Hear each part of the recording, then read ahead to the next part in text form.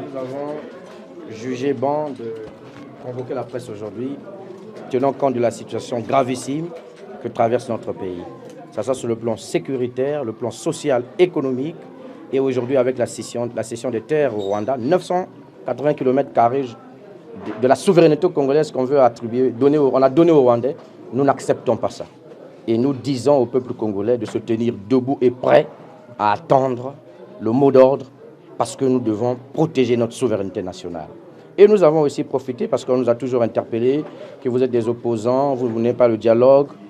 Nous avons usé de la loi du 7 juillet 2017 sur le statut de l'opposition politique qui dit, dans son article, je pense 8 ou 9, que le président de la République a le droit et le devoir de rencontrer les plateformes ou bien les partis de l'opposition. Et donc, nous avons pris à témoin l'opinion nationale et internationale pour dire que nous allons écrire un courrier officiel pour demander une rencontre avec le président de la République afin de lui dire ce que nous pensons, nous, de ce que traverse le pays. Et nous devons trouver des solutions si nous voulons que ce pays reste en paix, étant donné que la paix a toujours été son mot d'ordre. Effectivement, oui, nous avons lancé une pétition en ligne sur la cession des terres, effectivement, et tous les Congolais sont donc invités à signer cette pétition. Nous l'avons lancée depuis le 6, donc là ça fait 4 jours, et nous avons déjà plus de 100 signatures électroniques, et nous continuons à vulgariser cela pour que les Congolais adhèrent à cette idée-là de ne pas céder nos terres aux Rwandais. Déjà, si nous avons 100 signatures, ça prouve que les Congolais adhèrent. Vous savez, on a toujours taxé notre peuple d'un peuple peureux, timide, mais les mentalités changent. Et la réalité africaine aujourd'hui démontre que le peuple congolais doit se réveiller s'il veut véritablement le changement que nous voulons tous. Bon, mais il faut dire que, vous savez, les questions d'Internet au Congo sont encore très dérisoires. La plupart de nos compatriotes n'ont pas accès à Internet.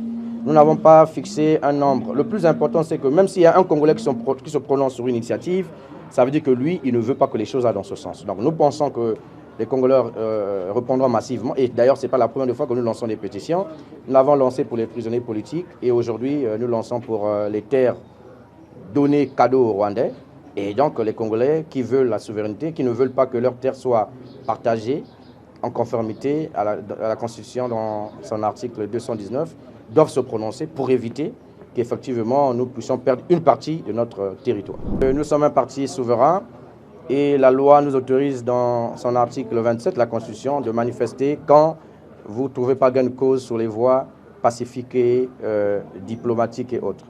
Nous appellerons au moment venu les militants du mouvement républicain à manifester parce qu'il s'agit ici de la souveraineté et nous ne pouvons accepter qu'une partie de notre territoire soit cédée, même si nous écoutons le Premier ministre aller dans une démagogie chronique, parler de la cession ou bien de l'autorisation express, sur la démagogie. Il n'est écrit nulle part dans notre Constitution qu'il faut céder de façon express une terre à un autre pays et nous allons nous battre et nous obtiendrons gain de cause parce que, comme on dit toujours, le peuple gagne toujours.